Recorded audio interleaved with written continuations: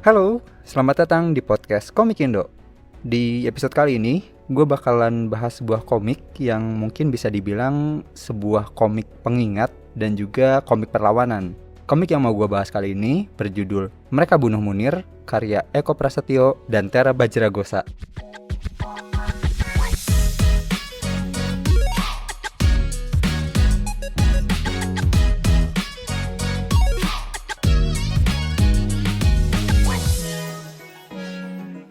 Ya, di episode kali ini adalah episode perdana RBT ya, review bareng temen gitu, cile.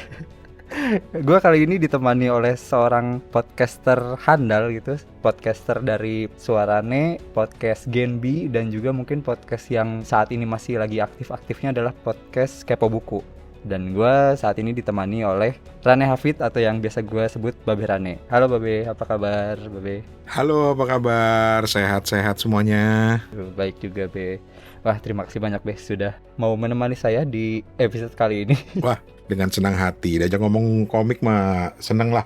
Wah, soalnya dari dulu tuh selalu saya keluhannya nge-review sendiri, nggak ada teman gitu. Terus akhirnya ya udah saya ajak podcaster lain aja buat review gitu. Nah, mungkin sedikit dulu deh tentang Babe Rani gitu ya. Harusnya sih yang dengerin podcast mah lebih tahu Babe daripada gue ya, karena Babe udah cukup lama dan sangat berpengalaman lah di podcast. Tapi mungkin yang belum tahu, boleh Be diceritakan podcast yang sedang digeluti saat ini tuh podcast apa Be? Oke, tadi seperti Safi bilang ada 3 podcastnya sebenarnya, yaitu paling awal tuh bikin Suarane Podcast. Itu ngobrolin segala macam hal tentang dunia audio, mulai dari radio, terus belakangan jadi ngomongin podcast. Tapi itu lagi mati suri.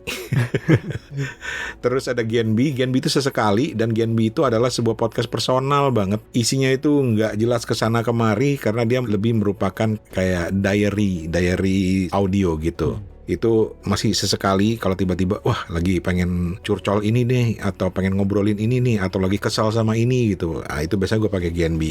Tapi yang paling aktif sekarang, itu pun kalau dibilang paling aktif, pendengarnya pasti banyak yang protes karena paling aktifnya itu kadang-kadang 2 minggu hilang gitu ya.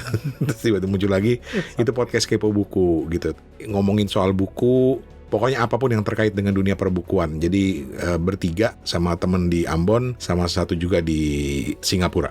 Ya, Bang Steven sama Bang Toto ya? Betul sekali. Ya, jadi kalau teman-teman dengerin Kepo Buku ya, terus ngelihat ada beberapa kesamaan, itu saya yang niru ya. Jadi kalau teman-teman pengen tahu, salah satu referensi awal saya untuk bikin podcast Komik Indo ini adalah podcast Kepo Buku gitu. Waduh, malah terhormat banget Kepo Buku dijadiin referensi. Serius bener. Soalnya kita bertiga sendiri nyebut podcast itu podcast Sontoloyo. Gitu. Sontoloyo, tapi bagus loh, isinya sangat membuat orang jadi beneran penasaran sama bukunya gitu. Asik, alhamdulillah kalau berhasil. Nah, ini kan kita mau nge-review komik nih kali ini, Be. Yap. Mungkin juga sebagian orang atau teman-teman gitu, termasuk saya juga, kalau misal ngedengerin review nih biasanya kan cocok-cocokan ya. Apakah seleranya sama dengan orang yang review, atau mungkin kalaupun seleranya nggak sama, pengen tahu aja review menurut dia tuh kayak gimana gitu. Nah, mungkin buat ngasih gambaran gitu ya ke kita gitu tentang karya-karya atau hal-hal yang Babe sukai gitu, mungkin boleh Be disebutin kira-kira sekitar 3 film yang Babe suka dan 3 buku yang paling Babe suka. Wih, mulainya dari film. Waduh, ini ngeri nih kalau ngomong gini. Waduh, kenapa ya? Ngeri? buat referensi aja. Oke, film itu kalau ditanya ya all time favorite saya itu Contact. Oke. Contact itu diadaptasi dari sebuah buku, judulnya Contact juga. Siapa ya? Gue lupa namanya. Novelisnya itu seorang ahli astronomi juga gitu loh.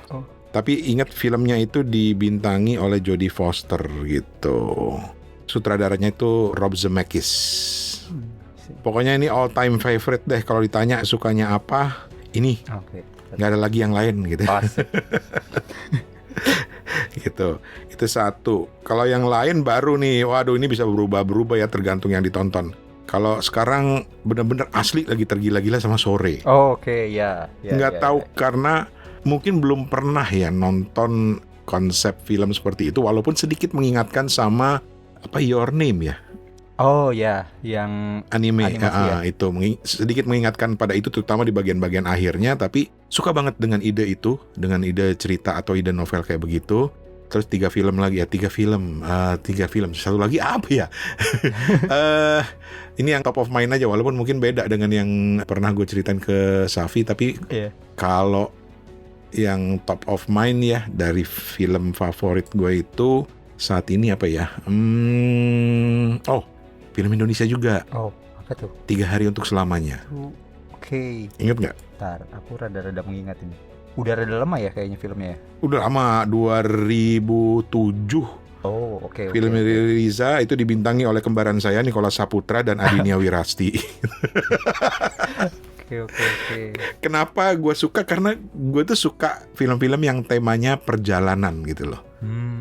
Road trip terutama ya. Kayak film Kodachrome tuh dulu tentang road trip juga. Ya 3 Hari Untuk Selamanya ini sama. Jadi benar-benar bercerita tentang apa sih yang ditempuh, perjalanan tempat yang dimampiri. Karena mereka berdua, apa sih exchange atau pertukaran obrolan antar mereka itu menarik. Dan bagaimana mereka bisa membangun hubungan antar kedua tokohnya itu selama perjalanan itu menarik gitu. Itu menarik banget. Mengingatkan gue karena dulu gue suka banget traveling, dan kalau lagi sama temen tuh kadang-kadang kita bisa terbangun ikatan atau kedekatan tersendiri gitu. Oke, iya. Itu benar. 3 film, aman. Kalau 3 buku, Be? Oh iya, 3 buku. 3 buku, nomor 1 pastinya, ya lagi-lagi ini mungkin agak berbeda lagi dengan yang pernah ceritain ke Safi. Tapi nomor 1-nya itu pastinya adalah semua buku serial dari Dr. Karl May, penulis Jerman. Yang paling terkenal adalah kisah penjelajahan di Jazirah Amerika yang judulnya Winnetou, kepala suku Apache. Jadi itu menggambarkan hubungan antara seorang Amerika yang namanya Old Shatterhand, julukannya, kemudian dengan seorang suku asli Amerika yang namanya Winnetou. Dan itu menarik banget. Dan itu juga lagi-lagi cerita tentang perjalanan, karena dia juga nanti menempuh perjalanan ke daerah-daerah Balkan, ke daerah Timur Tengah gitu. Itu suka banget cerita itu. Dan yang menarik adalah karena Dr. Karl May ini ternyata belakangan baru tahu, belum pernah tuh ke daerah-daerah yang dia ceritakan di novel itu gitu. Tapi luar biasa bisa mendapatkan nuansa di Amerikanya segala macam tuh, daya imajinasinya hebat. Dan buat gue pertama kali baca itu waktu SD, ngirim uang ke balai pustaka, terus dikirimin bukunya, terus baca tuh wah habis semuanya tuh serial itu. Dan belakangan baru tahu di Indonesia bahkan ada tuh kayak komunitas penggemar buku-bukunya Dr. Karl May. Itu yang pertama. Buku yang kedua, top of mind ya, buku kedua itu adalah bukunya dari serial juga. Ini jadi serial semua ya. Nggak apa-apa. Tapi ini serial dari 5 Sekawan, karyanya Enid Blyton. Karena itu membentuk pola pikir gue waktu kecil tuh. Bahwa seorang anak tuh harus independen, harus berani, segala macam. Itu serialnya 5 Sekawan. Yang diterjemahkan dengan bagus banget waktu dulu. Begitu sekarang nggak tahu kenapa kok agak berbeda ya kesannya. Atau mungkin karena gue waktu baca waktu kecil dengan sekarang tentu berbeda gitu pastinya gitu. Terus yang ketiga ini lebih kepada komik sih sebenarnya. Jadi komik favorit gue itu dia karya dari Yoshihiro Tatsumi, judulnya A Drifting Life. Kenapa itu berkesan? Karena komiknya tebalnya minta ampun, bener-bener tebal. Gue inget beli di Jepang itu harganya 5.000 yen, dan itu sangat mahal untuk harga sebuah buku. Tapi yang tidak terlupakan adalah bukan hanya karena ceritanya, tapi karena gue ketemu langsung dengan Tatsumi Sensei. Bahkan dia menggambar di buku diary gue gitu. Itu waduh, tak terlupakan itu. Itu momen tak terlupakan banget gitu. Iya. Ini juga tadi mungkin ada yang sedikit roaming, kenapa Babe bilang mungkin sedikit beda dengan yang diceritakan. Karena sebelumnya juga aku sempat nanya ke Babe gitu, hal yang sama. Karena kan untuk melakukan review ini aku pengen tahu juga selera Babe itu seperti apa. Iya. Karena kan sebenarnya selera Babe itu sangat broad ya, maksudnya luas banget gitu. Mau buku yang dibaca tuh sangat banyak, film yang ditonton juga sangat banyak. Iya, makanya saya kalau ditanya genre favorit saya selalu bingung gitu. Karena saya suka mencoba-coba segala macam genre gitu. Sempat dikasih komik sama Safi, coba baca juga. Sempat ada teman ngasih buku. Ini bahkan ada yang baru ngirim buku lagi yang lebih ke ciklit kayaknya ya, model-model ciklit, baca juga gitu. Ya pengen tahu aja. Iya. Ya mungkin buat lo yang mungkin suka juga sama beberapa judul yang tadi Babe sebutin, ya kalau film mungkin Kontak, Sore, 3 Hari Untuk Selamanya, atau mungkin yang buku Winnetou, 5 Sekawan sama A Drifting Life, mungkin bisa juga suka dengan yang kita bahas sekarang gitu. Iya, jadi Safi ini mencoba untuk melihat selera saya dengan menanyakan film dan buku. Ingat tuh waktu itu ngobrol tuh awal-awal, ayo ikutan nge-review, ayo. Tapi apa ya komiknya ya? Terus dari situ dia menyimpulkan, oh berarti komik ini nih. Nah ternyata setelah bukunya berbeda, kira-kira gambarnya beda lagi nggak Safi? Mungkin kalau kemarin ngomongnya ini juga penawaran saya beda lagi, Be. Beda lagi ya? Mungkin ya. Oh sorry, tadi yang kontak yang Jodie Foster itu diambil dari novelnya Carl Sagan. Oh oke. Carl Sagan. Judulnya Kontak juga, udah diterjemahin ke bahasa Indonesia. Itu bagus banget. Itu benar-benar ngerombak pemahaman gue tentang alien itu kayak apa sih gitu loh. Oke. Itu kalau saya lihat juga filmnya juga lumayan lawas ya. Jadi kalau teman-teman yang nggak tahu, wajar kok. Wajar. Tapi coba nonton, terutama yang suka film-film tentang alien, coba deh. Karena di situ alien tuh digambarkan berbeda banget. Gue nggak mau kasih spoiler, tapi beda banget konsep aliennya. Menarik. Oke. Tapi komik yang mau kita bahas kali ini bisa dibilang bukan sci-fi sama sekali ya, atau mungkin justru lebih mirip ke sejarah kali ya, Be ya, ini sebutannya. Iya. Karena kita mau ngebahas komik Mereka Bunuh Munir ya. Iya. Ini mungkin reviewnya tidak akan sama dengan yang biasa gue lakuin gitu ya. Karena yang pertama gue tidak monolog lagi. Terus yang kedua pun ini bisa dibilang komiknya cukup berbeda ya dengan komik kebanyakan gitu ya, Be ya. Karena kalau dari segi misal karakter aja gitu ya. Kalau dari karakter kan biasanya komik tuh nyeritain karakter sudut pandang orang pertama gitu ya. Si akunya tuh si karakternya gitu. Iya. Sedangkan di sini kan karakter utamanya adalah almarhumnya Munir gitu ya. Dan Munir digambarkan di sini ya dia ada berdialog juga, cuma dijelaskan juga mungkin sebagai sudut pandang orang ketiga juga beberapa kali ya untuk di komik ini gitu. Betul. Dan untuk ceritanya juga sebenarnya ini ada dibagi beberapa babak ya, bukan babak. Mungkin ada beberapa parsial cerita ya, Be ya. Kayak peristiwa terjadinya pembunuhan almarhum Munir, terus juga beberapa kasus yang ditangani nama beliau ya. Betul, jadi kalau gue bisa pecah sih sebenarnya ini fokusnya memang ke kasus pembunuhannya Munir gitu ya. Tapi menariknya komik ini karena di tengah-tengahnya tuh dia nyempil ke cerita-cerita apa yang dilakukan Munir, siapa dia, kemudian kasus-kasus apa yang pernah dia tangani, dan semuanya kasus-kasus besar yang terkait hak asasi manusia di Indonesia gitu loh. Baru nanti di belakangnya kembali ngomongin soal kasus pembunuhan Munir lagi gitu. Sebenarnya tidak ada yang baru ya kalau memang teman-teman mengikuti perkembangan. Tetapi ketika dia dituangkan dalam format komik, itu menjadi sebuah media yang baru lagi, yang menarik banget gitu. Iya benar sih. Soalnya ini juga penyajiannya walaupun yang disajikan adalah berita gitu, gambarnya gambar kartunis gitu ya. Dan ada sedikit bumbu satir komedinya gitu juga ya, Be ya. Betul. Mungkin ngebuat komiknya jadi tidak terlalu apa istilahnya gore atau apa ya? Iya benar. Tidak terlalu menyeramkan ya, gore ya, tidak terlalu menyeramkan, gitu benar. Karena memang si komikusnya nih agak-agak ya ada lucu-lucunya, walaupun lucunya itu jadi lucu yang dark gitu. Iya, yang aduh gitu. Iya, itu. Karena kan sebenarnya saya memang udah niat untuk review komik ini, walaupun tadinya belum tahu untuk kapan gitu reviewnya. Nah pas saya baca komik ini kan coba nyari referensi di tempat lain juga, yang mana justru pas saya nyari referensi di tempat lain soal kasusnya Munir dan mungkin kasus-kasus HAM yang sempat ditanganin, itu beneran apa ya, sampai ngebikin nangis lah kalau bisa dibilang gitu. Betul. Karena sangat menyeramkan gitu. Makanya pas akhirnya mau nge-review ini sama Babe, terus aku baca lagi, baru oh ini apa ya, jadinya rada nge-tone down gitu dengan komik ini. Mungkin bisa diterima oleh halayak yang lebih banyak jadinya ya kasusnya. Iya. Karena kalau tahu aslinya sih, atau mungkin saya pun nggak tahu aslinya, saya cuma baca artikel-artikel lama dan referensi lain, tapi itu pun udah sangat menyeramkan sih kalau buat saya gitu. Betul. Kalau buat gue sih ada dua faktor ya. Pertama kali ngeliat komik ini begitu. Iya, by the way Safi terima kasih yang dikirimin komik ini. Oh iya, sama-sama. Pertama kali Safi ngirim gambar sampulnya, saya langsung ini kenapa kayak sampul grafik novelnya Marjan Satrapi yang judulnya Persepolis. Ya. Itu sebuah komik yang cerita tentang seorang wanita yang besar di Iran pada masa revolusi, sebelum revolusi kalau nggak salah, yang harus mengalami penindasan segala macam dalam hidupnya.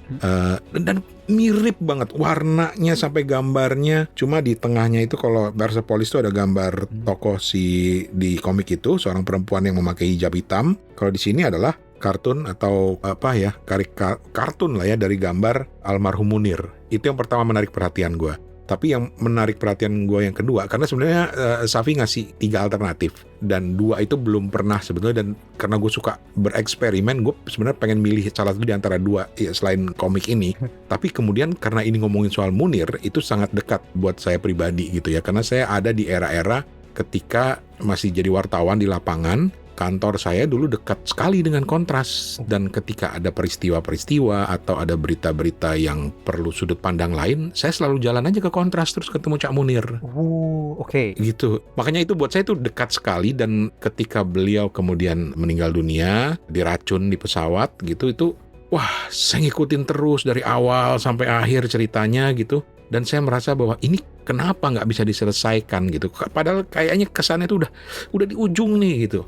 Makanya saya pikir harus terus ada yang berupaya untuk menghidupkan ingatan tentang Munir, dan juga yang lebih luas adalah ingatan tentang pelanggaran-pelanggaran HAM yang pernah terjadi di Indonesia. Dan komik adalah salah satu medium yang bagus banget gitu buat melakukan ini. Dan makanya begitu saya terima bukunya, saya baca, ya Allah keren banget gitu. Keren di satu sisi dari sisi komiknya gitu ya, walaupun tetap miris mengingat-ingat kembali masa-masa itu, tetapi dari sisi bahwa komik ini menghidupkan ingatan terus tentang apa yang pernah terjadi terhadap beliau, itu juga sangat keren gitu loh.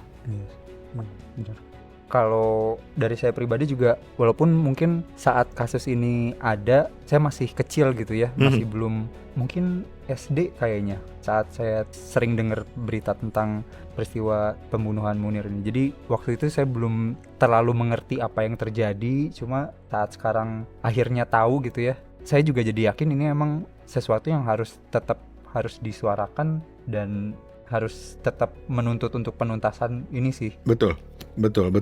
Nah, ada lagi nih Safi yang menarik dari segi gambarnya. Saya itu penggemar komik realis. Yang manusia itu harus proporsional, pokoknya realis lah. Makanya nggak terlalu suka komik-komik yang apa ya? Ya yang tidak realis gitu loh. Kayak manga. Buat saya realis dalam artian ini ya, gaya gambarnya ya, bukan ceritanya ya. Itu saya kurang terlalu suka. Nah, ini saya dapatkan ternyata gaya gambar itu bahkan jauh sangat sederhana. Kalau teman-teman pernah baca Persepolisnya Marjan Satrapi, itu gambarnya jauh lebih sederhana dari ini, dari bukunya Munir ini. Tapi kurang lebih gayanya sama. Yang benar-benar cuma orang tuh cuma goresan wajah, mata 2 titik, tubuhnya agak-agak kotak gitu ya. Tidak dibikin proporsional atau segala macam, tapi tetap hebatnya itu bisa menggambarkan, misalnya Cak Munir itu digambarkan dengan bagus banget, dengan persis banget. Atau tokohnya istrinya gitu, Mbak Suci, itu juga digambarkan begitu dengan bagus banget, sederhana gaya gambarnya. Itu yang gue suka lagi dari gaya gambarnya. Terus juga bagaimana dia membuat frame-framenya, terus juga tiba-tiba di tengah-tengah ada kayak catatan yang kayaknya digoret di atas buku tulis gitu ya, tentang skenario pembunuhan Munir. Itu kok gila, itu bisa kepikiran kayak begitu, dan rasanya tidak ada yang bisa menggambar dan bercerita dengan sedemikian bagus di komik ini kalau dia tidak terlibat langsung secara emosional. Dan itu diakui sendiri kan oleh si Mas Eko dan juga Tera nih, bahwa sebenarnya mereka menyimpan ini sudah 5 tahun sebelum akhirnya diterbitkan gitu ya kan. Mereka punya kedekatan tersendiri juga dengan almarhum Munir. Dari situ mungkin kelihatan sekali gaya-gayanya. Walaupun dari segi bahasanya kadang-kadang ada bahasa yang ya mungkin bukan bahasa yang baku gitu ya. Tapi buat saya itu tidak mengurangi bagusnya dari komik ini. Bahkan misalnya kayak dia menggambarkan logo berani sih buat saya sih, logo salah satu institusi intelijen di negara ini yang dia plesetkan gitu, itu gila, itu hebat banget gitu loh. Bisa gitu kayak gitu tuh. Saya juga ngerasa ini kreatornya masih baik-baik aja nggak ya gitu. Insya Allah mereka masih sehat. Insya Allah. Saat kita tag ini ya. Insya Allah. Tapi ya itu tadi, gaya gambar itu benar, ngingetin saya sekilas sama gaya gambarnya Satrapi, yang mengingatkan juga sama gaya gambar anak-anak. Benar-benar nggak perlu proporsional, kepalanya lebih besar atau kok badannya cuma kotak, kakinya itu cuma bentuk huruf L aja. Tapi nggak tahu kenapa karena dia melakukan dengan konsisten, kita udah nggak lagi memperhatikan gambarnya indah atau tidak atau segala macam. Bahkan buat saya, kalau digambar dengan gaya realis mungkin akan berbeda hasilnya dengan komik ini gitu. Iya. Bahkan beberapa nama atau orang yang terlibat pun kalau kita misal pernah lihat orangnya di berita atau di koran, Bener. kita tahu gitu ya, ini karakter ini merepresentasikan orang Bener itu. banget, gitu. bener banget, bener banget. Termasuk Pak SBY misalnya, kok bisa gitu, Iya, mirip betul. gitu. Padahal cuma kayak sat gitu. Ya mungkin karena dia sudah, ya itulah ciri khasnya komikus yang udah kelas berat ya. Mungkin cuma beberapa garis saja orang langsung, ini Pak SBY ini. Pak Jokowi juga digambarkan seperti itu, dengan ciri khas rambutnya dan kemeja putih yang dilipat itu kan khas banget gitu. Oke, terus di komik ini juga karena kan tadi nyeritain soal peristiwa pembunuhan dan juga beberapa kasus yang ditanganin, jadi setting waktunya pun rada beda-beda ya, Be. Ada yang di tahun 89 bahkan ya, yang untuk kasus-kasus yang lama, terus ada yang tahun 91 yang kasus tentang buruh, terus juga penculikan 98. Ya mungkin yang setting-setting paling barunya mungkin yang waktu pembunuhan Munir dan setelahnya ya, sekitar 2004 ke situ gitu ya. Iya benar, jadi kalau saya sih ngebaginya ke 3 sih. Apa tuh, Be? Plus bonus 1 nanti di belakang. Jadi 3 tuh ya apa yang sebenarnya terjadi, dan itu gambaran dari Mbak Suci istrinya, kemudian juga dari hasil visum, keterangan dari beberapa orang, kemudian juga dari media. Itu yang pertama. Yang kedua itu menggambarkan tentang perjuangan Cak Munir melawan ketidakadilan dari berbagai kasus-kasus gitu yang melibatkan pelanggaran HAM di Indonesia.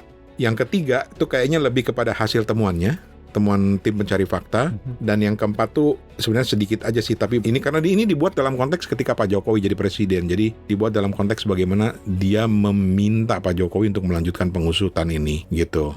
Kalau buat gue sih dibaginya 3 itu, tapi jadi sangat informatif gitu loh, karena kita jadi tahu soalnya misalnya kayak kasus-kasus pelanggaran HAM di Aceh tuh betapa gilanya gitu ya, misalnya kayak waktu masih ada daerah operasi militer di Aceh tuh seperti apa sih gilanya orang-orang diperlakukan di sana, kemudian bagaimana pola-pola penghilangan paksa yang dilakukan oleh oknum-oknum ini, itu digambarkan dengan lucu sih gambarnya, tapi begitu baca kontennya kok kayak miris gitu loh, bahwa kita pernah punya lembaran sejarah seperti ini di Indonesia. Iya. Oh iya, sedikit info, komik ini tadinya memang dikeluarkan saat pergantian presiden ya, presiden dari Pak SBY dan Pak Jokowi. Dan betul. Sebenarnya komik ini adalah komik dengan cover kedua. Jadi sebenarnya cover pertamanya ini nggak kayak gini, Be. Oh. Jadi cover awalnya tuh gambar kartun almarhum Munir yang lebih gede. Tapi ini adalah bukan cetakan kedua. Ya mungkin cover kedua, di mana dibuatnya jadinya seperti ini gitu.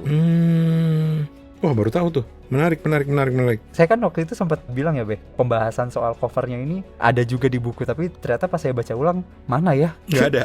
Ya makanya gue begitu terima itu yang pertama gue cari gitu, karena pas pada saat megang komik ini gue langsung, ya ampun ini Marjan Satrapi banget gitu ya. Iya, gue langsung mencoba untuk berpikiran positif lah ya, bahwa oke, mungkin dibuat sama mungkin, tapi mungkin juga ingin menyampaikan pesan yang sama, bahwa ada orang yang mengalami penindasan gitu, termasuk tokoh di komik Persepolis itu kan tokoh si perempuannya itu gitu. Dalam hal ini di sini adalah tokoh Munir. Itu langsung menarik perhatian sih, langsung menarik perhatian banget. Iya, itu saya pernah baca, cuma saya lupa ternyata saya bacanya bukan di komik ini. Cuma saya coba cari-cari lagi tadi sebelum recording di sini. Mana ya saya bacanya ya, tapi masih belum ketemu. Nanti mungkin kalau ketemu saya kabarin Babe lagi deh. Oke. Tulisan tentang kenapa covernya jadi seperti ini gitu. Iya, karena saya yakin ini bukan sesuatu yang pasti ada maksudnya gitu loh. Bukan hanya sekedar meniru, pasti ada maksudnya. Ya nanti semoga bisa saya temukan di antara history ini. Asik. Iya. Oke. Ya mungkin kalau menurut Babe sendiri untuk komik ini, kalau bisa Babe rekomendasikan untuk siapa atau orang seperti apa? Oke, kalau dari segi konten ya, kalau dari segi style rasanya anak-anak sekarang itu senang bereksperimen dengan macam-macam style ya, bukan hanya style manga, bukan hanya style komik Amerika gitu, tapi juga style seperti ini. Jadi rasanya tidak akan terlalu bermasalah. Tapi yang lebih penting buat saya adalah saya rekomendasikan ini buat anak-anak muda yang ingin tahu dan perlu tahu tentang catatan sejarah di negara ini yang mungkin kelam, bahkan kelam gitu ya. Dan detailnya seperti apa sampai ada orang harus diperlakukan seperti ini hanya karena berbeda pendapat gitu. Dan mengapa dia sampai begitu walaupun kemudian kasusnya tidak tuntas sampai sekarang. saya menyebutnya itu melawan lupa gitu. Jadi ini perlu dibaca buat mereka-mereka yang ingin mendapatkan salah satu bagian atau kepingan sejarah dari Indonesia yang nggak boleh dilupakan. Sama dengan novel Laut Bercerita misalnya juga mengambil kepingan sejarah yang juga nggak boleh dilupakan, kan dekat sekali dengan cerita Munir ini karena rentang waktunya kurang lebih sama dengan ketika Cak Munir masih aktif-aktifnya sebelum beliau akhirnya berangkat ke Belanda dan itu ternyata yang menewaskan beliau gitu. Jadi perlu deh baca komik asing, perlu baca komik-komik Marvel boleh, DC boleh, manga boleh, tapi komik seperti ini juga perlu untuk dikoleksi, untuk dibaca, untuk membantu meneruskan ingatan-ingatan mengenai sejarah di Indonesia. Setuju sih, saya juga.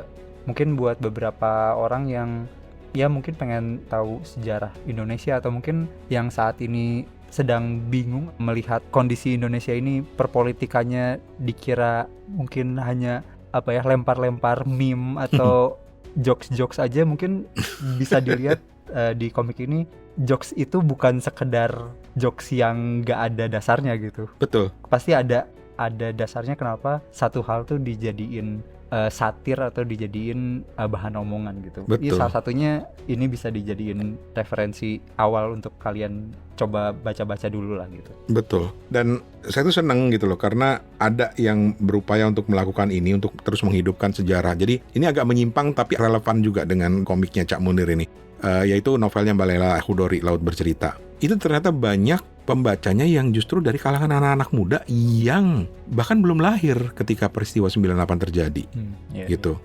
Dan mereka akhirnya selalu haus akan cerita. Walaupun awalnya mereka lugu banget pertanyaannya gitu ya. Awalnya jujur gue sempat ya elah kenapa sih kayak gini ditanyain. Tapi ternyata ya wajar karena mereka belum pernah hidup dan mereka tidak hidup di zaman itu. Jadi kayak pertanyaan-pertanyaan kayak kenapa sih orang harus berbeda pendapat, harus diculik gitu loh. Kenapa sih harus dibunuh? Kenapa sih harus ditenggelamkan? Itu kan apa ya, sebuah pertanyaan yang kalau buat generasi saya ngalamin masa-masa itu pertanyaan yang loh kok begini sih nanyanya gitu. Tapi saya baru sadar bahwa anak-anak muda memang wajar pertanyaan seperti itu gitu. Kemudian mereka bilang ini siapa pelakunya, oh ternyata ada nama-nama ini yang dia kenal, dan itu membuat dia penasaran. Akhirnya dia cari gitu terus ceritanya, dan tanpa sadar kita sudah membantu melanjutkan ingatan tentang sebuah peristiwa kelam di Indonesia. Nah, gue sih berharap komik Cak Munir ini juga seperti itu, dan lebih dari itu gue berharap akan lebih banyak komik-komik yang juga mengangkat soal sejarah atau komik-komik yang bertemakan jurnalistik gitu. Itu juga perlu banget gitu, karena kan makin banyak pilihan media itu makin menarik ya. Karena ada orang yang lebih visual ya tentu dia akan cari komik, atau ada orang yang lebih suka baca ya mungkin dia akan ke novel. Semua yang penting memicu orang untuk selalu ingat dan selalu mencari tahu lebih banyak lagi, walaupun mungkin dia tidak hidup di era itu. Setuju. Ya, mungkin untuk komik ini sendiri, kalau yang penasaran, sebenarnya untuk sekarang baru bisa dipesan secara online di Kurotaru. Di Kurotaru itu salah satu distributor komik. Nanti mungkin bisa dicari juga di marketplace. Nanti linknya bakalan gua taruh di deskripsi. Menarik banget nih. Jadi pengen juga sih. Karena di sini semuanya komik ya. Kalau lagi ngeliat Instagramnya nih di Kuratoru. Kuratoru, iya. Wah keren-keren nih komik lokal. Sebenarnya bentuknya itu kayak perpustakaan yang boleh baca di situ, tapi dia juga jualan komik. Kalau jualan komiknya itu komik lokal dan import sih. Oke. Dan itu satu yang menjadi niat gua sih Safi, bahwa pengen banget gitu loh baca lebih banyak komik-komik lokal gitu. Gue belum beranjak dari komik-komik asing, jadi pengen banget dapat referensi lebih banyak tentang komik-komik lokal. Oke, boleh. Nanti kita kapan-kapan ke event bareng. Nanti di kalau kalian sempat datang ke acara nanti di Oktober itu namanya Komipara di Jogja. Saya juga dapat komik ini di Komipara Jogja tahun kemarin. Jadi kalau misalnya kalian ada kesempatan datang, kemungkinan Pak Tera akan jualan komik ini lagi. Jadi kalau yang mau ketemu langsung sama komikusnya juga bisa di acara itu. Di 18-19 Oktober 2025 di Yogyakarta JEC. Nanti kalau kalian yang mau datang. Oke, ya mungkin abis ini kita bakalan ngomongin komik ini lagi lebih jauh karena bakalan include spoiler ya. Jadi bakalan lebih banyak ngebahas isinya yang lebih detail. Tapi kalau misalnya lu masih takut kena spoiler atau nggak pengen kena spoiler, stop di sini aja nggak apa-apa. Tapi kalau misalnya lu udah baca komik ini atau nggak masalah sama spoiler, kita ngobrol lagi abis ini. Jangan lupa dukung terus Perkomikan Indonesia, bukan hanya karena nasionalitas, tapi juga karena kualitas. Sampai ketemu lagi di pembahasan berikutnya.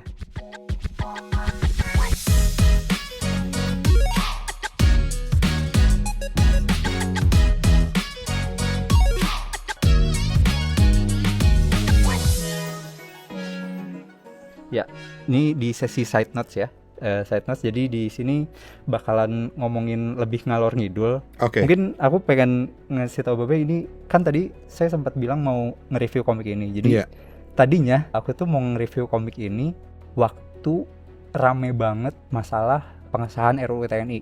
Karena kan waktu pengesahan RUU TNI itu yang ngegerbek quote on quotes ya kan dari Kontras ya. Betul. Ya, nah di situ jiwa saya bergejolak pengen ngomong juga gitu, pengen ngomong soal bahayanya RUU ini dan juga ngomongin soal apa ya, kenapa harus aware gitu, harus caution dengan permasalahan ini. Tadinya bridgingnya untuk ngomongin itu adalah komik ini gitu, komik Mereka Bunuh Munir. Cuma pas saya emang baca komiknya terus coba riset lebih banyak lagi, saya mengurungkan niat ya untuk ngomongin itu karena aku sendiri ngerasa kayaknya apa ya, masih kurang bahan aku untuk ngomonginnya. Dan sekarang kan kebetulan lagi ada Babe nih yang mana tadi juga cerita kalau kantornya tuh deket banget sama kantornya Kontras. Dan ya mungkin pas terjadi peristiwa pembunuhan Munir ini Babe udah jadi ini ya, jurnalis ya. Kalau saya waktu itu masih anak ingusan gitu, masih belum tahu apa-apa. Ya Allah, ketahuan banget umurnya gue. Ini jurnalis muda ya, jurnalis muda. Jurnalis muda. Ya waktu itu kan ya saya tahu dari berita aja karena sering diomongin, cuma nggak tahu beliau ini siapa, terus juga kenapa dibunuhnya itu juga saya masih belum tahu. Mungkin boleh tahu perspektif Babe pas hal ini terjadi tuh seheboh apa atau se-chaos apa sih di saat itu gitu. Oke, jadi sebenarnya gini, Cak Munir ini dia punya kepedulian pada masalah orang-orang yang terpinggirkan gitu ya, masalah-masalah pelanggaran hak asasi manusia. Tapi belakangan dia memang banyak menyentuh soal tentara, TNI waktu itu, atau ABRI. Di zaman gue disebutnya ABRI. Karena apa? Nggak bisa dihindarkan, karena banyak kasus-kasus pelanggaran itu yang melibatkan tentara. Entah atas instruksi langsung, entah inisiatif sendiri, tapi banyak yang melibatkan tentara. Misalnya kayak kasus-kasus di Aceh dengan daerah operasi militer tuh udah pasti itu tentara banget. Atau kasus-kasus hilangnya beberapa aktivis, kemudian juga kasus-kasus kayak pembunuhan wartawan di Jawa atau kasus Marsinah, itu sangat lekat dengan penegak hukum, khususnya tentara gitu ya. Dan Munir memang bisa dibilang di kalangan gua waktu itu, teman-teman wartawan ya, kalau ada isu hak asasi manusia kita pasti akan lari ke Cak Munir. Atau ada isu-isu mengenai tentara, luar dalam beliau tahu gitu. Dan yang terpenting lagi, beliau tuh nggak pernah takut untuk ngomong apapun yang beliau ngomong. Jadi ini, saya dulu kerja di sebuah radio yang nggak jauh dari kantor Kontras kebetulan. Dan itu di masa-masa menjelang 98 tuh kan juga lagi banyak-banyaknya kasus ya, banyak-banyaknya berita segala macam, sehingga kalau udah melibatkan tentara, udah melibatkan penegak hukum, salah satu narasumber yang dengan mudah disamperin dan pasti mau ngobrol gitu ya, orangnya ramah banget, ya ke Cak Munir. Ngobrol, masih inget deh suaranya tuh dengan gaya ngomongnya segala macem, dengan kumisnya, pokoknya masih inget banget deh. Jadi setiap kali ketemu beliau atau ke Kontras nyari Cak Munir atau telepon, Cak mau nggak komentar soal ini, pasti mau dia, dengan senang hati dia selalu komentar. Nah itu yang melatari kenapa beliau ini sangat terkenal di bidang penegakan hak asasi manusia ya. Dan itu juga sebenarnya yang membawa beliau ini cerita yang saya dapat lah ya, mungkin harus dikonfirmasi karena sebenarnya nggak ada lagi spoiler di komik ini kalau kita mau mengikuti sejarahnya gitu ya.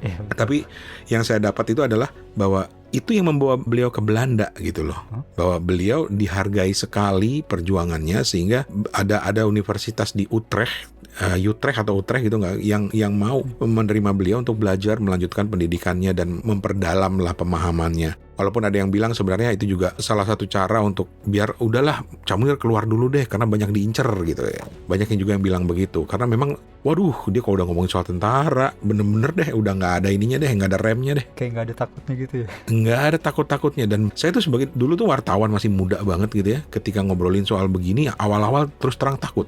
Jadi waktu itu saya kerja di radio, wartawan radio, kita punya kantor berita radio, dan ketika bos udah bilang lu ngomongin soal ini, aduh gue takut nih ngomong kayak begini. Tapi begitu ketemu dengan orang-orang kayak Cak Munir, Usman Hamid gitu ya, atau teman-teman di LBH gitu, kok seru ya gitu loh, kok menarik ya, bahwa ini perlu nih kita ceritakan kepada orang. Dan yang menarik lagi adalah itu terjadi di zaman ketika Pak Harto masih berkuasa. Di zaman Pak Harto masih berkuasa, ketika kita ngomong soal hal seperti ini, aduh, itu deg-degannya luar biasa. Tapi Cak Munir enak aja ngomongnya gitu loh.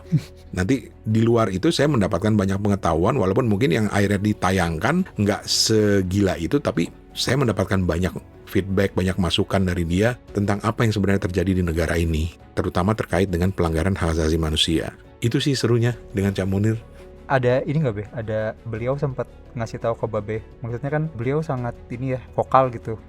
Banyak diincar tapi cukup lama juga bertahan gitu. Ada sempat beliau ngasih tahu ke wartawan-wartawan nggak? Maksudnya saat menyampaikan tuh ada cara yang baik biar nggak kena, atau kalau dalam konteks sekarang biar nggak kena undang-undang atau apa gitu nggak? Enggak sih kayaknya ya. Nggak ada deh. Dia ngomong seenak udel aja kok. Gitu ya.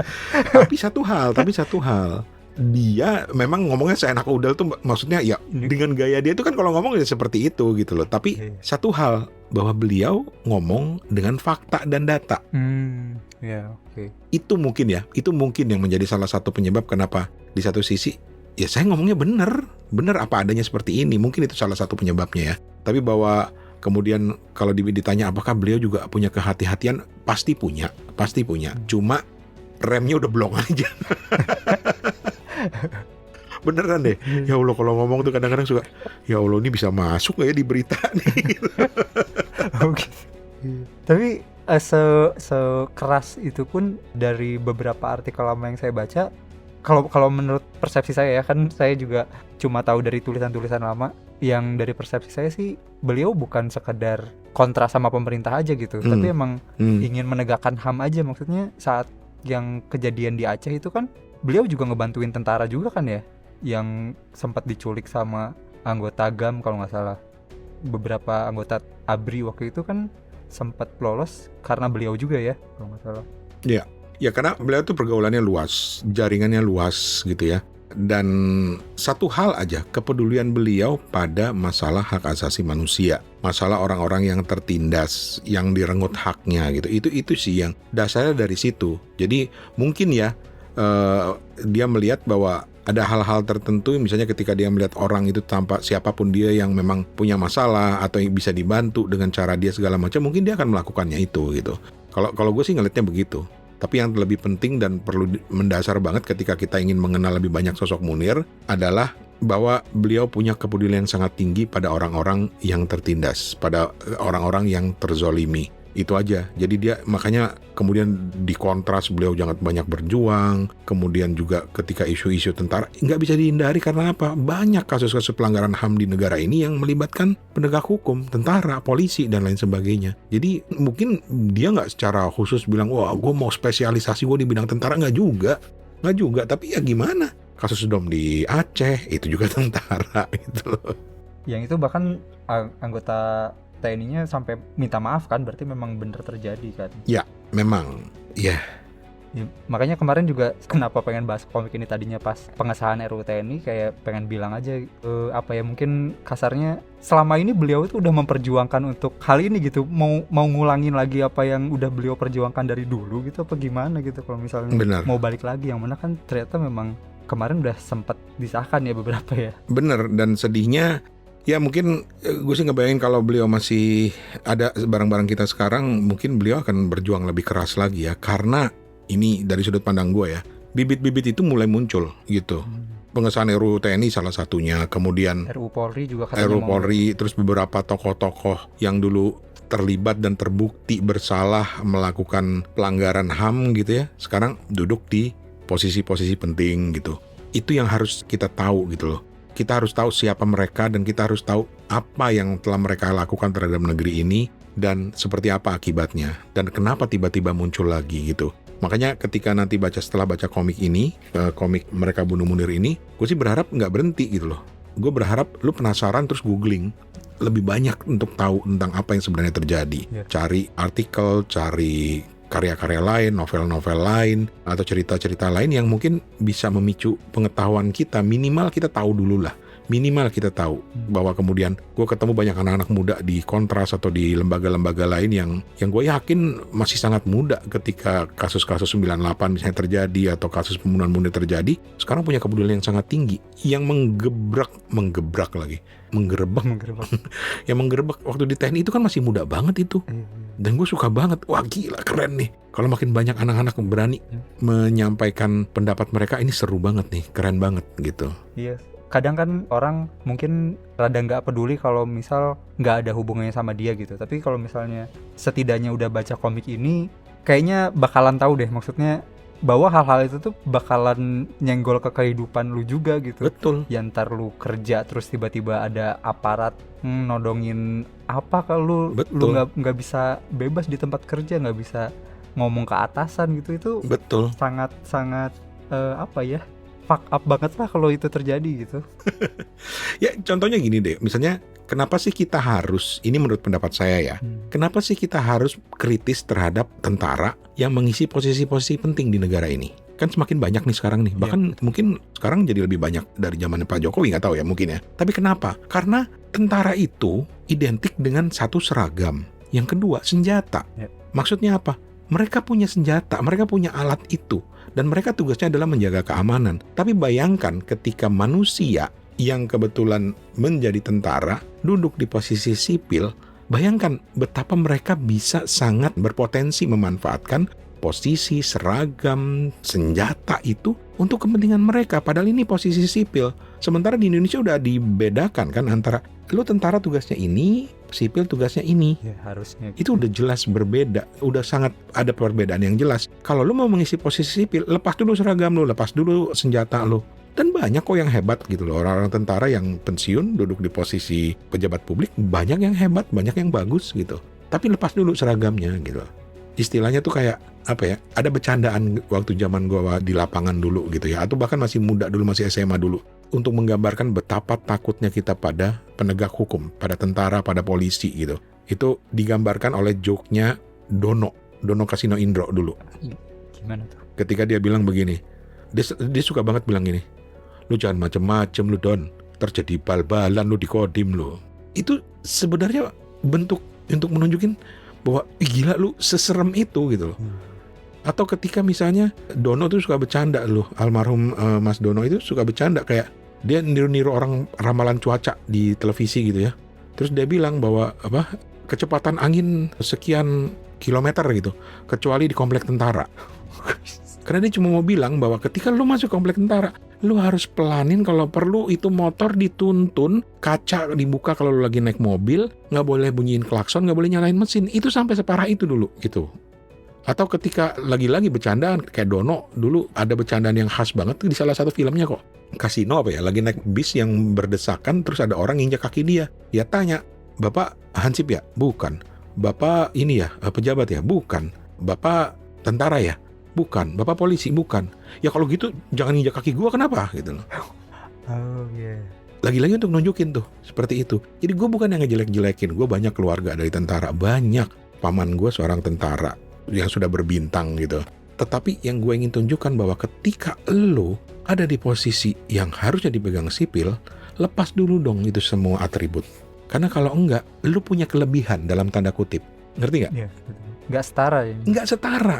Nih, kita lagi duduk nih, begini nih, bareng-bareng lagi diskusi gitu ya. Semuanya diskusi, terus tiba-tiba ada orang di ujung meja yang juga ikut diskusi tapi megang pisau. Kasarnya gitu loh. Lu berani nggak berdebat sama dia? Iya. Ya mikir-mikir. Itu satu, itu iya kan? Itu dari sisi kita. Tapi dari sisi dianya, dia akan gunakan pisau itu atau enggak? Betul. Jangan-jangan cuma membuat ngupas mangga doang sambil diskusi. Jangan-jangan. Gitu. Tapi kan potensi itu ada. Nah itu yang sebenarnya ingin diperjuangkan oleh orang-orang yang bilang, gak perlu lah, kalau memang mau ada tentara di jabatan sipil, ya lepas dulu, pensiun dulu. Iya, betul. Ini kenapa jadi emosi? tapi sebenarnya itu kan yang diperjuangkan oleh Munir gitu. Itu diperjuangkan oleh teman-teman gitu yang bilang bahwa yuk kita itu ada prinsip kesetaraan dulu di negara ini gitu, dan bahwa ternyata tentara itu punya sejarah kelam Oke, kalau ada yang bilang, oh itu kan hanya oknum, oke gitu loh. Memang ada, tentara-tentara yang baik hati juga ada. Gue bisa menyebutkan beberapa di antaranya gitu ya. Salah satu misalnya Jenderal M. Yusuf, itu luar biasa. Pak Hugeng itu luar biasa gitu ya, sebagai polisi bersih gitu. Tapi kan sebagai sebuah institusi, tetap harus dijaga dong. Tetap harus dijaga. Bahwa lu tugasnya adalah melindungi negara, menjaga negara, bukan melawan rakyat gitu. Saya jadi kayak ngomong kayak begini ya.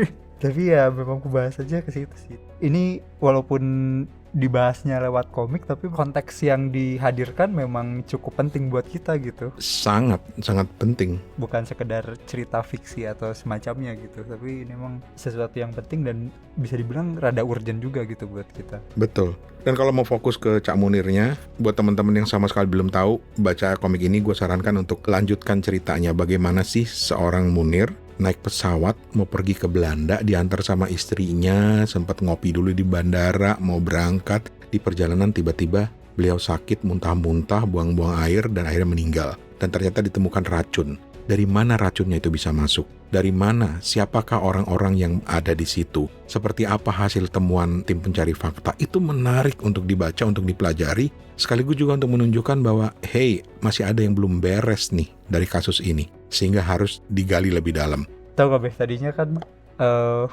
jujur aja, tadinya aku tuh ngerasa inferior gitu. Inferior dibanding sama teman-teman lain yang nge-review buku teks atau teman-teman yang baca buku non-komik lah kalau bisa dibilang. Iya. Soalnya kan informasinya jelas pasti lebih padat, terus juga ininya lebih banyak hal yang disampaikan.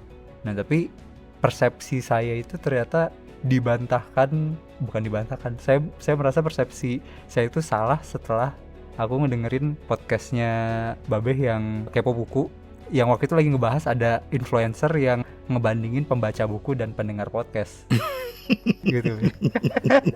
Itu kan aku lupa waktu itu Bang Steven atau siapa ya waktu itu yang ngomong kalau podcast, buku, komik itu ya sebenarnya media aja gitu. Maksudnya, betul. Mereka itu sebatas media dan tiap media punya kelebihannya masing-masing gitu. Betul. Ya, mungkin saat ngomongin buku, kenapa buku dianggapnya bacaan yang lebih baik atau semacamnya itu karena ya memang buku dibuatnya kan risetnya mungkin lebih mendalam, terus juga ngelewatin proses editorial yang cukup banyak gitu. Makanya betul. Kenapa saat dia disajikan jadi sebuah buku, ya itu udah proper banget buat dibaca sama orang gitu kan. Betul. Tapi waktu itu ngasih contoh juga, tapi nggak bisa buku itu nge-provide sesuatu yang current days gitu, maksudnya yang sekarang banget. Kayak waktu itu kalau nggak salah contohnya tentang teknologi kayak misal ngomongin AI waktu itu saat pertama kali keluar kan nggak mungkin dapat infonya dari buku gitu kan, karena ya orang mau buat buku harus riset dulu, harus nulis panjang dulu. Itu bisa didapat dari podcast, dari blog-blog, itu kan juga sama, itu media aja gitu. Makanya aku juga mikir, oh iya, berarti komik juga sama gitu. Maksudnya itu juga media juga, yang mana medianya punya kelebihannya tersendiri dibanding ya mungkin buku yang bentuknya teks ataupun podcast gitu. Makanya aku sekarang lebih merasa nggak terlalu berat hati, nggak ngerasa inferior banget. Masalahnya gini, masih ada anggapan di beberapa orang yang, ya gue harus jujur, gue salah satunya pernah berpikiran bahwa komik itu ya buat lucu-lucuan gitu. Sampai kemudian gue berkenalan dengan graphic novel. Oke. Dan ternyata bisa serius loh yang dibahas juga. Kalau kalian misalnya sekarang lagi teriak-teriak soal isu Palestina gitu ya, dan kalian merasa bahwa gue pengen tahu lebih banyak nih tentang Palestina gitu, ada alternatif dari komik yang bisa dibaca. Cari karya-karyanya Joe Sacco. Itu kalau nggak salah udah diterjemahin juga ke bahasa Indonesia. Judulnya Palestine, sama satu, pokoknya ada banyak karya-karya dia ya. Dan itu udah cukup lama ya, Be ya? Udah cukup lama. Ada Footnotes in Gaza. Oh ya. Jadi kita bisa tahu tuh apa yang sebenarnya terjadi, karena itu si Joe Sacco itu seorang jurnalis, tapi dia menuangkan karyanya dalam bentuk komik. Jadi komik itu juga serius loh. Banyak yang bisa diceritain di situ gitu. Banyak hal-hal yang bisa diceritain. Ya, mau medianya apapun yang disampaikan juga beragam ya, tergantung milihnya bacaan yang kayak gimana gitu. Ya. Betul. Dan bisa saling melengkapi lah. Jadi misalnya setelah baca komik ini penasaran, ya googling lagi, cari bukunya, banyak kok referensi-referensi yang mungkin terkesan waduh udah nggak ada nih. Masih ada masih ada. Sampai kasus Dom di Aceh aja tuh masih ada, kasus-kasus Marsinah tuh masih ada, kasus Udin Bernas tuh masih ada. Dan yang pasti kasus Cak Munir masih banyak. Dan itu bisa membantu kalian. Karena apa? Gue suka nih gue mau ngambil contoh yang current ya. Bagaimana netizen itu suka banget bikin analisis dan berspekulasi mengenai kasus pembunuhan diplomat muda Deplu yang masih baru itu. Ingat nggak? Oh iya, yang di kosan itu ya? Iya kan? Karena mereka memperlakukannya sebagai sebuah kisah misteri gitu loh. Jadi gue nemuin tuh banyak tuh ulasan-ulasan di Instagram, di Twitter yang wah ini penyebabnya begini, diduga begini, analisa gue begini. Lu ambil pola pemikiran seperti itu, baca lengkap semua cerita tentang kasus Munir, lu bikin juga kayak begitu. Iya. Gitu. Itu membantu kita untuk memahami sebenarnya apa yang tengah terjadi karena kasus itu sendiri belum beres sampai sekarang. Itu. Kalau konten dalam komiknya sendiri ada yang mau Babeh komentarin lagi nggak? Kalau saya pribadi sih ada di sebenarnya bagian awal sih. Ini kan penjelasannya kebanyakan tentang Munirnya ya. Sedangkan kasusnya atau mungkin orang-orang yang terlibatnya tuh sekelbat aja gitu. Bahkan di pas awal pertama kali baca, aku tuh masih belum ngeh posisinya Polikarpus nih sebagai apa di sini gitu. Karena kan di sini diceritakan dia pilot, terus dia naik di penerbangan yang sama. Nah itu kayak masih gamblang banget. Aku setelah nyari-nyari baru oh ternyata dia itu adalah pilot yang naik juga di situ, yang mana katanya tukeran tempat duduk untuk ngasih kursi bisnis. Nah itu bener. Aku dapat di luar komik ini. Jadi mungkin untuk beberapa detail, walaupun sebenarnya pas aku baca ulang, ada dot yang nyambung tapi nggak eksplisit gitu. Jadi mungkin harus sedikit tahu backgroundnya untuk tahu keseluruhan yang dibahas di komik ini juga gitu sih. Benar. Kalau buat saya itu penting. Salah satu kalau boleh disebut kelemahan dari komik ini adalah karena si penulis ini Mas Eko sama Mas Tera itu menganggap bahwa semua orang udah tahu gitu. Mungkin beliau bahkan tidak terbayangkan bahwa komik itu akan dibaca oleh generasi-generasi yang jauh lebih muda gitu ya. Sehingga kadang-kadang kita bingung nih, ini siapa sih, ada nama ini nih siapa gitu loh. Karena kesannya itu seolah-olah bilang, udah tahu dong siapa gitu loh. Iya kan? Banyak kan kita nemuin kesan-kesan kayak gitu. Iya kan, banyak, di komik gitu ya. Ini ada orang ini, udah tahu dong dia siapa gitu kan. Nggak tahu. Tapi justru di satu sisi buat gue yang menarik adalah seharusnya ketika lu baca itu lu nggak berhenti di situ tapi lu cari, seperti ya Safi tadi kan akhirnya coba googling kan, siapa sih si Muhdi ini, siapa sih si Polikarpus ini, siapa sih si Hendro Priyono ini misalnya, apa perannya di situ. Nah itu di googling di situ. Itu menurut gue. Jadi memang sepertinya memang dalam konteks bahwa orang tuh sebenarnya udah tahu gitu loh. Tapi yang menarik buat gue di komik ini justru di bagian-bagian akhir ketika dia menceritakan tentang dakwaan jaksa dan temuan tim pencari fakta. Itu disederhanakan banget lewat komik ini.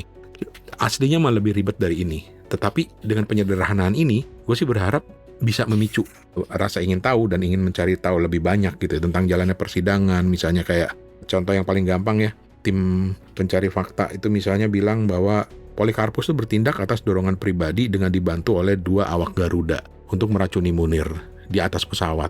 Yang diracuni itu kalau nggak makanan mie gorengnya atau jus jeruknya gitu. Sementara di TPF kan bilang ada permufakatan jahat gitu. Itu membaca ada perbedaan itu aja, gue sih berharap orang langsung, oh ya masa sih begini? Coba deh cari tahu lebih banyak. Karena memang di komik ini tidak diulas secara lebih lengkap lagi, tapi cari tahu lebih banyak. Betul. Mungkin nggak sih pelaku itu atas inisiatif pribadi karena katanya dia ingin menjadi seorang warga negara yang baik. Come on gitu loh. That doesn't make sense. It doesn't make sense ya kan.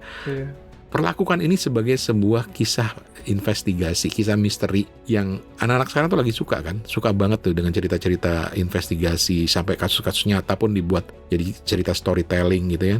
Ceritain ini. Gali dan ceritakan ke teman-teman yang lain. Jadikan itu konten juga. Dan kalau misalnya abis baca komik ini terus coba nyari current isunya lagi, sebenarnya ada lagi hal yang menarik untuk dibahas gitu. Yes. Kayak saya juga baru tahu temuan tim pencari fakta tuh hilang ternyata kan setelah diminta sama orang kontras juga nggak ada. Gitu kayak, beneran hilang gitu, kayak kok bisa? Itu kan aneh banget juga gitu. Dan itu kan masalah legalitas, walaupun kemudian cerita ke belakangnya kalau cari diusut kan sebenarnya ada, karena yang ditulis di situ kan sebenarnya bukan hal baru sebetulnya.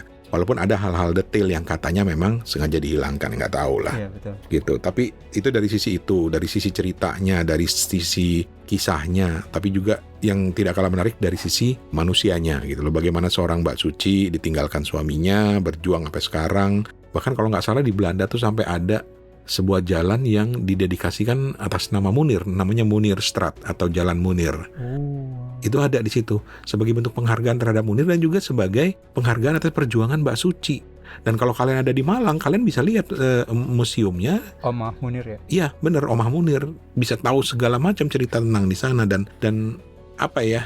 Kalian mungkin kalau googling akan menemukan banyak pendapat yang saling bersilangan ya, berbeda pendapat. Tetapi bacalah dengan hati nurani, bacalah dengan logika. Itu sih yang penting ketika mau memahami kasus ini. Dan itu walaupun gue gak suka menggunakan kata ini, tapi menarik untuk diketahui dan menarik untuk terus melanjutkan ingatan-ingatan tentang cerita-cerita semacam ini ke depannya. Dan kalau coba ngelihat kisah-kisah zaman dulu juga sebenarnya beberapa hal somehow yang gak tahu apakah ini yang dinamakan sejarah repeat itself atau emang ada kaitannya gitu. Tapi kayak perjuangan Bu Suci juga yang setelah Munir meninggal kan kalau nggak salah nggak diceritain di komik ini sih, tapi kalau nggak salah sempat dikirimin hewan yang kepalanya dipenggal juga kan, seperti kejadian beberapa bulan kemarin itu. Iya, wah teman-teman di Kontras tuh udah biasa. Gue dulu zaman-zaman masih kerja di kantor itu, di seberang Kontras itu sering gitu loh, tiba-tiba wah ada rusuh, ada apa nih. Lalu ternyata mereka bilang ada orang gila masuk gitu. Sering banget dijailin gitu. Apa sih? Sering banget, atau ada yang aneh-aneh. Jadi mereka udah terbiasa dengan hidup dengan pola itu dan mereka udah tahu nih kalau ada event hati-hati tuh, yang itu tuh bukan pengunjung ya. Atau kalau ada orang-orang mencurigakan mereka udah tahu. Lagi nongkrong di warung rokok terus siapa ya, mereka udah tahu gitu loh, mereka udah bisa mengidentifikasi. Kayak yang di komik ini juga ya, orang gondrong yang gondrongnya jelek gitu sih. Yang polisi yang nyamar apa gitu. Polisi yang nyamar, dan itu relevan dengan cerita sekarang. Gua tuh seneng banget dengan cerita lagi ngobrolin yang agak keras sedikit, tiba-tiba ada cerita awas lo depan rumah lo ada tukang bakso. Itu beneran. itu bukan sekedar jokes ya. Itu bukan jokes tiba-tiba. Jadi kadang-kadang gue suka iseng gitu lagi bikin podcast terus gue ngomong yang agak-agak bikin orang takut gitu, terus tiba-tiba gue kasih sound effect tukang bakso ding ding ding ding ding ding ding gitu. Terus bunyi HT. Dan itu sangat bisa terjadi kembali kalau kita tidak waspada. Nah itu sih, itu yang penting. Yang belajar dari sejarah biar kita bisa berhati-hati di masa depannya. Betul banget. Thank you Beh, sudah menemani saya untuk nge-review komik ini. Dan siap. Terima kasih juga insight-insightnya. Mungkin boleh diceritain sedikit Beh, ada rencana apa mungkin podcast Babeh ke depannya? Mau yang di Suarane, Genbi, atau mau yang di Kepo Buku? Suarane masih enak, tidur nyenyak, kayaknya dia belum mau dibangunin. Walaupun udah ada rencana, tapi wujudnya nanti bukan podcast tapi buku, insya Allah, doain. Oh amin. Saya akan menunggu. Genbi itu tetap akan menjadi tempat gue untuk meluahkan unek-unek gue. Jadi sekali waktu akan ada muncul episode-episode. Jadi dia bukan sesuatu yang berjangka gitu. Yang menariknya beberapa bulan lalu hampir setiap minggu gue update, sekarang nggak pernah gitu loh. Juga bisa menggambarkan suasana hati juga sih. Nah, Kepo Buku sih yang lagi jadi fokus. Jadi Kepo Buku tuh misalnya kita mau bikin episode khusus 17 Agustus. Ketika orang bilang siapa bilang Indonesia gelap gitu kan. Indonesia terang kok, terang benderang gitu. Gue terpicu dari ide itu untuk kemudian bikin kalau begitu daripada berkoar-koar kita, kenapa nggak kita rekomendasikan buku yang membuat kita lebih paham tentang Indonesia. Makanya gue kasih judul buku yang menerangi Indonesia gitu. Itu salah satu yang sedang dirancang, mudah-mudahan bisa terbit tepat waktu tanggal 17 Agustus. Terus kedepannya Kepo Buku juga ada rencana-rencana kayak misalnya kita mau hidupin lagi yang namanya Bajak Kepo Buku. Oh ya, dulu saya sempat itu tuh ikutan. Pengen ikutan tapi nanya 2 kali, aduh belum mau dilanjut lagi gitu. Nah, Bajak Kepo Buku itu sekarang lebih kepada kita mau ngasih teman-teman corongnya Kepo Buku, silakan pakai buat cerita tentang buku lo. Bisa buat pribadi, bisa buat komunitas, terutama komunitas ya, komunitas-komunitas yang pengen ngerasain bikin podcast tuh kayak apa sih tentang buku, atau pengen expose cerita mereka, pakai channelnya Kepo Buku. Kasarnya begini, nih kita kasih nih corongnya, publishnya di Kepo Buku gitu. Mudah-mudahan itu bisa membantu lebih banyak komunitas buku lagi untuk terus berkembang gitu. Dan sekarang juga Kepo Buku lagi buka ini ya, submisi untuk ngasih judul buku dan review sederhana kah? Atau resume? Iya, jadi buku untuk yang Indonesia Cerah itu ya? Jadi kita lagi ngajak teman-teman untuk ngirim rekomendasi buku mereka dan cerita mereka tentang buku yang menggugah diri mereka sebagai orang Indonesia. Makanya kita bilang episode itu buku yang menerangi Indonesia. Dan hasilnya bagus, keren-keren. Sampai sejauh ini keren-keren. Ada misalnya tentang buku tentang tradisi kawin tangkap. Oh. Jadi ternyata di Indonesia yang sudah modern ini masih ada loh tradisi kawin tangkap, di mana kalau lu suka dengan seseorang, lu tangkap aja tuh perempuan terus otomatis dia harus mau lu kawinin. Itu masih ada. Oh iya, wow. Iya, kayak purba gitu, zaman purba yang. Iya. Waduh, gue ngeliat nih, wah ini macan cakep banget nih. Kata macan yang jantan terus diuber, ditangkap, udah jadi bini gue gitu loh. Waduh. Itu kan menunjukkan bahwa masih ada loh hidup kayak begini di Indonesia. Atau ya kemudian banyak juga buku-buku yang cerita tentang pahlawan-pahlawan atau sosok-sosok zaman dulu. Tiba-tiba nama Muhtar Lubis muncul lagi, direkomendasikan oleh beberapa orang. Ya Allah, gue seneng banget gitu loh. Dan kayaknya mudah-mudahan sih ini kan menjadi episode yang seru. Bahkan kalau kepanjangan bakal gue jadiin beberapa episode ke depannya nanti. Karena apa? Kita perlu buku yang juga membantu untuk mencerahkan atau menerangi lah istilahnya kita sebagai orang Indonesia. Ini salah satunya nih, buku tentang Munir. Nah, nanti link tentang episode punya Babe juga kemungkinan akan saya sematkan di sini, karena sepertinya episode yang ini baru keluar nanti September, Be. Oh, siap. Jadi aman. Ini persiapannya bakalan lama, jadi kayaknya nanti yang Babe ceritakan bisa saya sertakan juga. Aman. Boleh banget. Oke, mungkin itu aja dulu, Be, untuk review kali ini. Terima kasih banyak sudah mau menemani saya, dan ini karena episode pertama banget, ini tuh aku kayak ini episode pertama review bareng orang lain, mau nggak mau harus sama Babe, nggak mau yang lain. Sebenarnya udah janjian sama beberapa podcaster yang lain udah, coba kayak yang pertama Babe dulu deh, yang pertama harus Babe dulu. Makanya tadinya tuh kepikiran apa ketemu aja ya di Jakarta atau gimana, tapi karena wah saya harus ke Surabaya lagi, jadi kemungkinan nggak bisa ke Jakarta, ya udah deh online aja gitu.